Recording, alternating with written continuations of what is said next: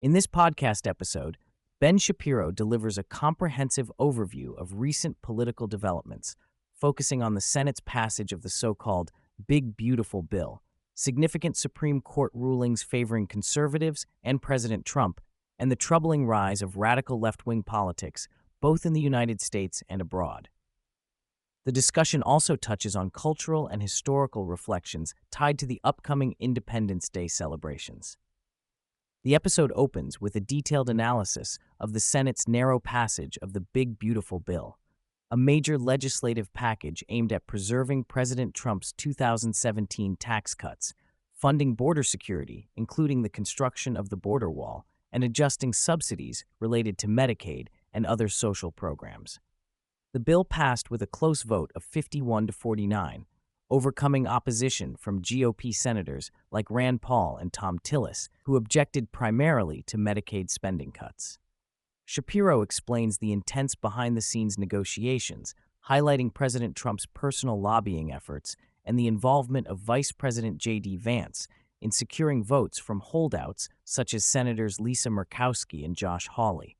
The bill represents a compromise between fiscal hawks and moderates, with concessions made to various factions, including raising the state and local tax deduction cap to $40,000 through 2029, a provision Shapiro criticizes as unfair to taxpayers in states like Florida who do not pay state income tax.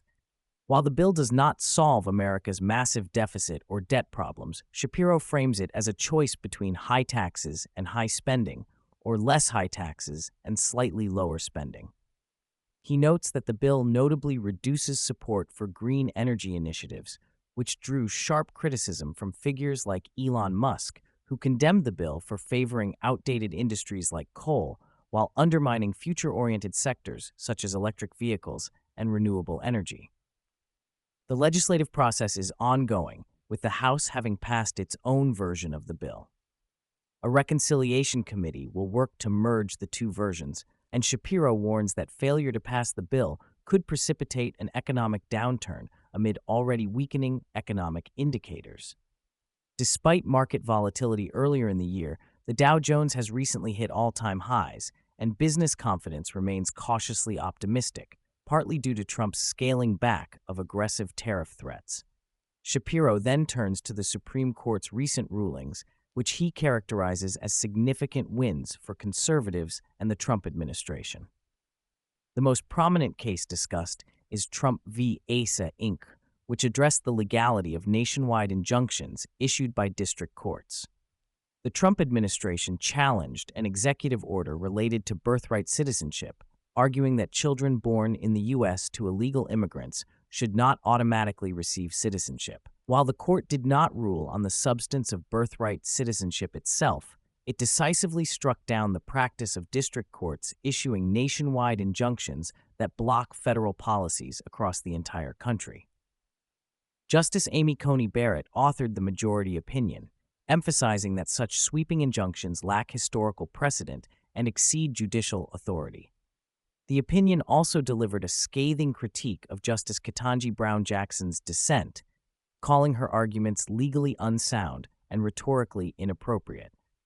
This ruling effectively allows the Trump administration to proceed with its executive orders until higher courts rule on their legality, marking a procedural victory that limits judicial overreach. Shapiro highlights the political implications, noting that this decision curtails the power of liberal district courts that had frequently issued nationwide injunctions against Trump's policies. Two other Supreme Court decisions are also covered. In Mahmoud v. Taylor, the court ruled that parents have the constitutional right to opt their children out of public school instruction that conflicts with their religious beliefs, particularly regarding LGBTQ+ content. The court found that forcing children to receive such instruction without parental consent violates the First Amendment's free exercise clause. Shapiro praises this ruling as a defense of parental rights against ideological indoctrination in schools. The third case, Free Speech Coalition v. Paxton, upheld Texas's authority to impose age verification requirements on websites to prevent minors from accessing obscene material. Justice Clarence Thomas wrote the opinion, affirming that states have the power to regulate obscene content and protect children without violating free speech rights.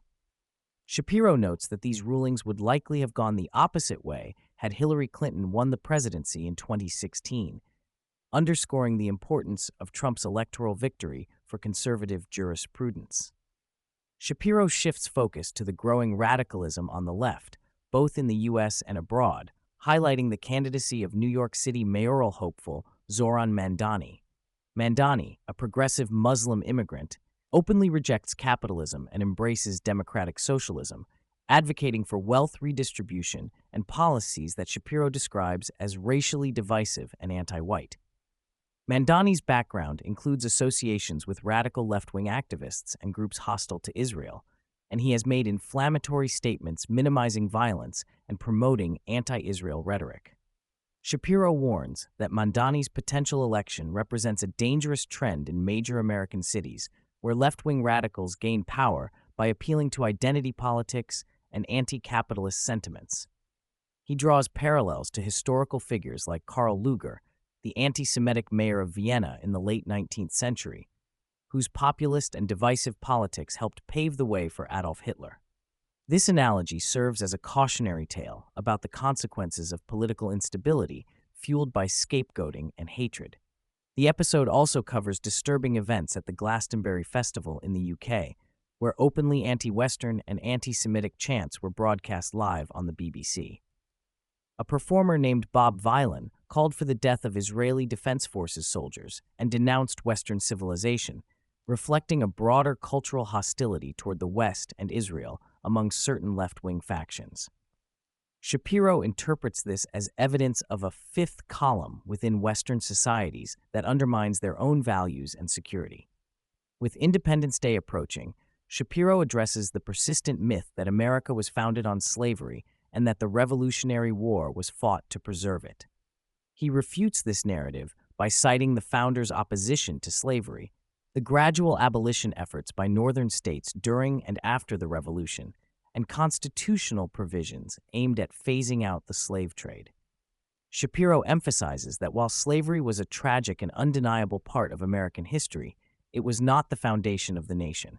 Instead, the United States was built on principles of liberty and human freedom, ideals that have inspired progress and reform. He contrasts this with the ongoing practice of slavery in many parts of the world today, including regions opposed to Israel, underscoring the unique role of the West in advancing human rights.